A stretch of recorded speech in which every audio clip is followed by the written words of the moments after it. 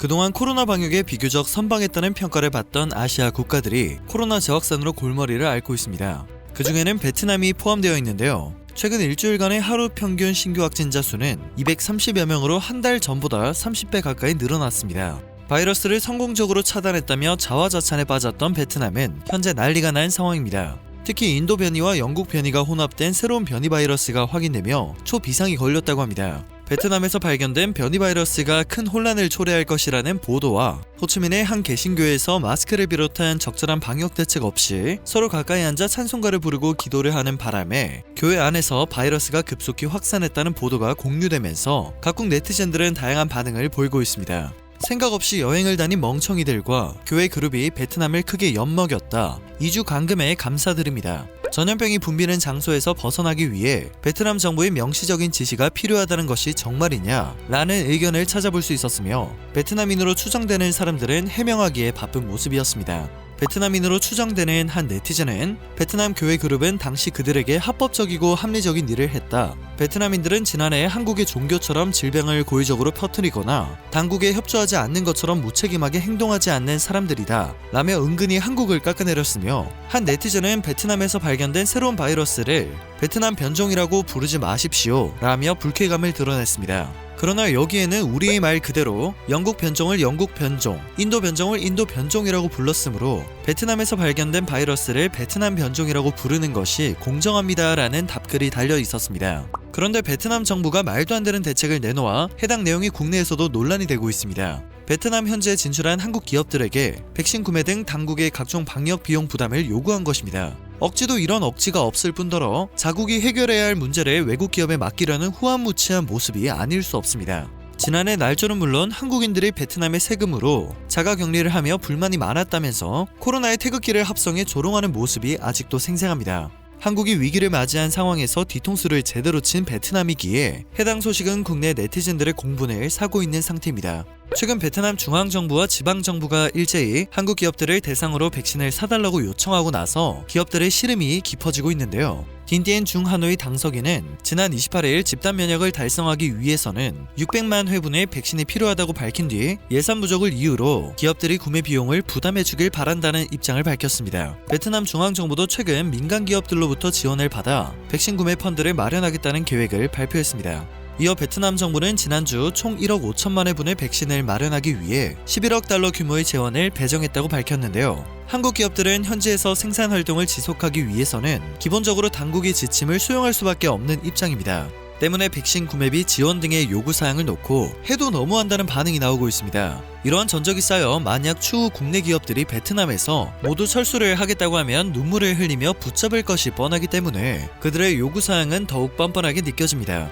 한 중소기업 법인장은 현지인들 사이에서 코로나가 급속히 확산한 것은 베트남 정부의 방역 실패에서 비롯된 측면이 크다면서 현지인들에게 일자리를 제공하고 세금도 내는 기업들이 왜 모든 책임을 져야 하는지 모르겠다고 불만을 토로했습니다. 31일 블룸버그 통신은 특히 베트남이 삼성전자와 같은 현지 진출 대기업들에게 직원들을 위한 백신 요청을 더욱 적극적으로 하는 모습을 보이고 있다고 보도했습니다. 보도에 따르면 부이 호앙마이 베트남 북부 박린성 산업단지관리위원장은 정부가 기업들이 직원용 백신을 구할 수 있도록 독려하고 있다고 밝혔는데요. 박린성은 삼성전자가 스마트폰 제조 공장을 운영하는 곳입니다. 때문에 삼성전자는 어쩔 수 없이 당국의 백신 구매 요구를 적절한 방식으로 수용하는 방안을 검토 중인 것으로 전해집니다. 베트남의 양심 없는 요구는 이뿐만이 아닙니다. 31일 현지 언론 및 소식통에 따르면 북부 빈푹성은 최근 이 지역에 있는 기업들을 대상으로 코로나 검사 비용을 전액 부담하라는 지침을 내려보냈다고 합니다. 빈푹성은 다수의 한국 기업 공장들이 자리 잡고 있는 지역입니다.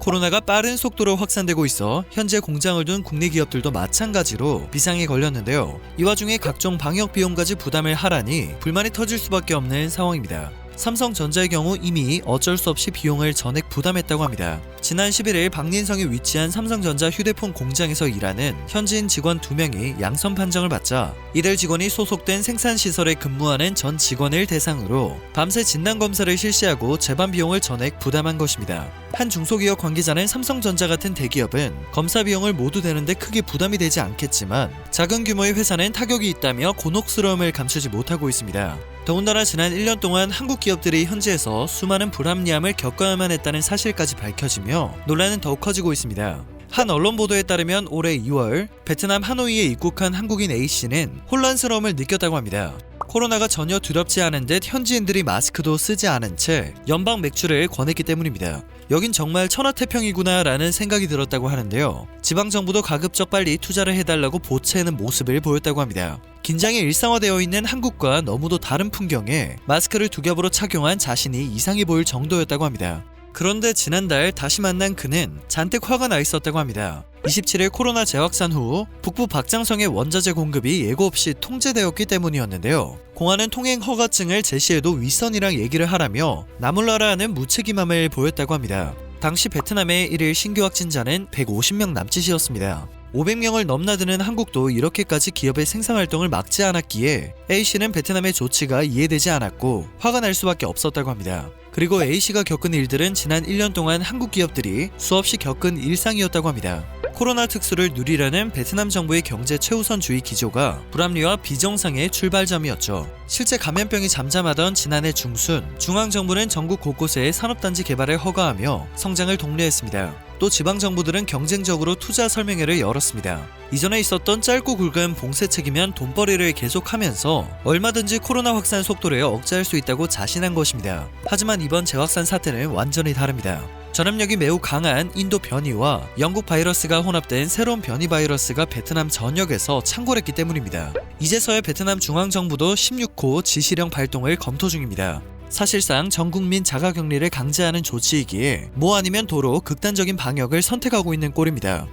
베트남 정부는 산업경제에 지장이 생기는 것을 크게 두려워해 이처럼 양심을 어디 팔아먹은 듯한 요구를 하는 것으로 분석됩니다. 타국과 이어지는 모든 교통편의 통제와 해외 방문객에 대한 비자 발급 중단 등 고강도의 대책을 시행했음에도 이미 지난해 대규모 경제 침체를 경험했기 때문입니다.